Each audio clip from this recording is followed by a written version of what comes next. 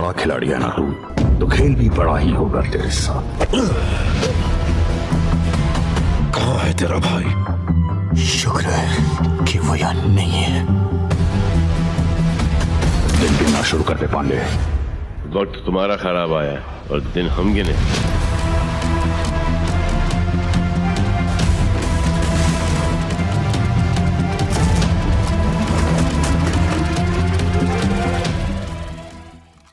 India की बहुत सी खूबसूरत जगहों में से एक है हिमाचल प्रदेश। वहाँ का रहन सहन भारत के कई रीजन से अलग है। वहाँ मोमो, नूडल्स, ये वो खाना है जिसको बहुत ज़्यादा पसंद किया जाता है।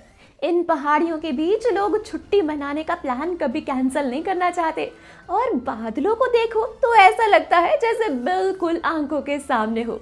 यहीं पैदा हुआ था एक जांबाज ऑफिसर।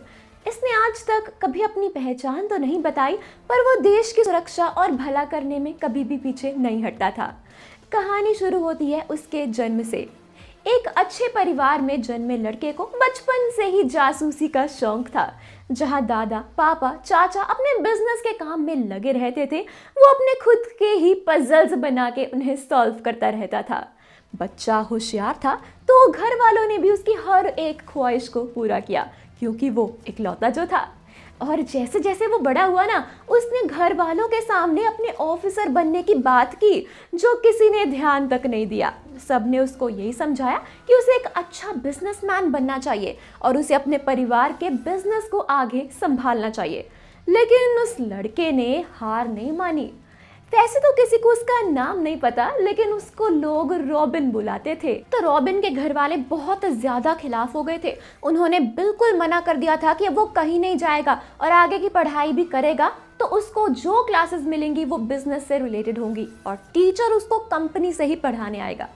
रॉबिन ने थक हार कर कंपनी को ज्वाइन कर लिया, लेकिन वह साइड बाय साइड जासूसी की बुक्स पढ़ता रहता था। ऐसे शोज देखता था जिसमें क्राइम सीन को सॉल्व किया जा रहा हो।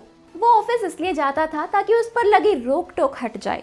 एक बार बात वहां आई जब कंपनी में किसी ने कोई स्कैम कर दिया और उसका कोई भी सबूत ना हिसाब में ना ही किसी फुटेज में मिल पा रहा था, क्योंकि ये वो घोटाला था जो बहुत बड़ा था, तो उसको ऐसे जाने नहीं दिया जा सकता था। रॉबिन के घर वालों ने एक टीम को बुलाई जो इस मामले की जांच करे, लेकिन किसी से कुछ नहीं हो पा रहा था। फिर रॉबिन ने उनसे कहा कि मैं आपकी हेल्प कर सकता हूँ अगर आप चाहते हो, और अगर मैं सफल हुआ ना तो आप मुझे मेरे पैशन को फॉलो करने दोगे। घर वाले मानना नहीं चाहते थे, लेकिन इस चोरी को नज़रअंदाज भी नहीं कर सकते थे। पर रॉबिन का जासूसी में जाना उनकी तकलीफ और बढ़ा देता था, इसलिए उन्होंने यही ठीक समझा कि वो इस घोटाले को नज़रअंदाज करे। रॉबिन उदास था कि इतना बड़ा लॉस झेल सकते हैं, लेकिन मुझे एक मौका नहीं दे सकते। 3-4 दिन हो गए थे इस बात को। रॉबिन चुपचाप अपने ऑफिस में बैठा रहता था और काम करता रहता था। तभी उसके दादाजी इसके पास पहुंचे और वो उसे समझाते थे कि उन्होंने रॉबिन को एक मौका देने का सोचा है और कहा कि रॉबिन, ये काम तुम्हें बहुत ज़्यादा खुफिया तरीके से करना है। रॉबिन ने फिर एक प्लान बनाया। उसने कंपनी के सारे लोगों से जान पहचान बनानी शुरू कर दी और इनको ये भरोसा दिलाया कि वो इस कंपनी का अच्छा नहीं चाहता है। उसने उन लोगों के साथ खाना खाना चालू कर दिया, उनके साथ घूमने लगा। उसने हर वो चीज़ की जो उनका भरोसा जीत सके। साथ ही उसने ये सबको बताया कि वो जादू जानता है। असल में वो जानता नहीं था, लेकिन जो वो करना चाहता था उसमें उसका ज़रूरत थी वो सबको ये विश्वास दिलाए कि वो जादू जानता है। काफ़ी टाइम हो गया था। रॉबिन के दादाजी ने उससे पूछा कि अब तक क्या प्रोग्रेस है, तुमने क्या किया है और कब तक उस चोर को पकड़ लोगे। शायद भगवान ने भी तुम्हारा साथ नहीं दिया, इसलिए नहीं दिया क्योंकि उनको पता था तुम लड़कर भी कुछ नहीं कर पाओगे, यहाँ इस कंपनी में कुछ तो करोगे। रॉबिन अपने दादाजी की ऐसी बातें सुनकर बहुत ज़्यादा अपसेट हो जाता है और उसने मन ही मन सोच लिया था कि वो अब जल्द से जल्द अपने प्लान को अंजाम देगा।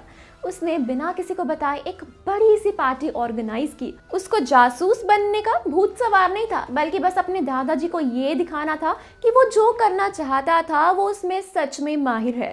वो जो भी करना चाहता था, अगर उसे वो करने दिया होता तो उसका अच्छा नाम होता और साथ ही वो खुश भी रहता।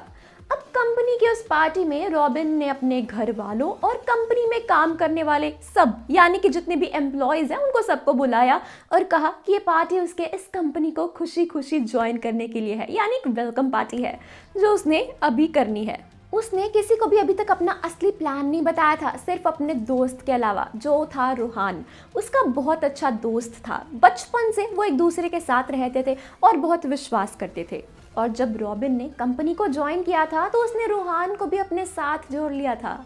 उसने रॉबिन की कंपनी के बड़े से लॉकर में से चुराया था जिस पर एक पासवर्ड लॉक था जिसको क्रैक करना बहुत ज़्यादा मुश्किल था, और जिसने भी वो चोरी की है वो उस लॉक को अच्छे से जानता है और उसको छूते ही उसके हाव भाव बदल जाएंगे।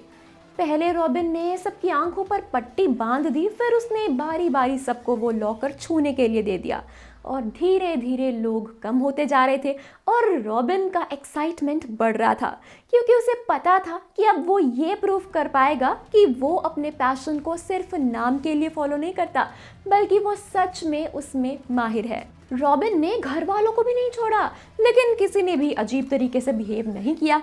रॉबिन ने वो लॉक रूहान को दे दिया रखने के लिए। तभी उसने देखा कि रूहान उस लॉक को एकदम प्रोफेशनल्स की तरह पकड़ रहा है और ये काम सिर्फ वही इंसान कर सकता है जो इसे अच्छे से जानता हो।